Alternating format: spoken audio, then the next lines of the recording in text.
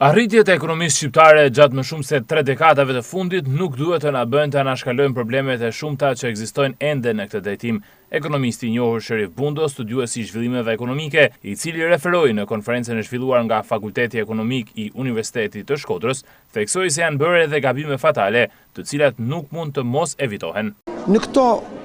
35 vjet demokraci, ne kemi bërë hapa shumë të mëdha përpara në zhvillimin ekonomik, por po ta shohësh me syrin e ekonomistit, ne kemi bërë njerësh gabime fatale në zhvillimin ekonomik që i kanë kushtuar vendit, shoqërisë, individëve, familjeve shqiptare, shuma kolosale, të cilat në harkun kohor të një jete nuk mund të rikuperohen. Bundo theksoi se përballë ekonomistëve shqiptar shtrohen dy pyetje të rëndësishme, të cilat kërkojnë përgjigje serioze dhe të argumentuara. Pyetja ime është kjo: a do të vazhdojmë të bëjmë akoma gabime të tilla të mëdha? Dhe pyetja ime e dytë është: a mund të themi me zë të fortë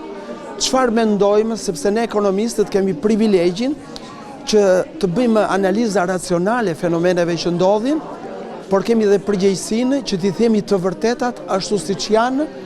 pa u shqetësuar nëse këto i vinë për shtat krave të ndryshëm të vendimarrësve politik. Mua ajo që më shqetëson sot është që të ndaj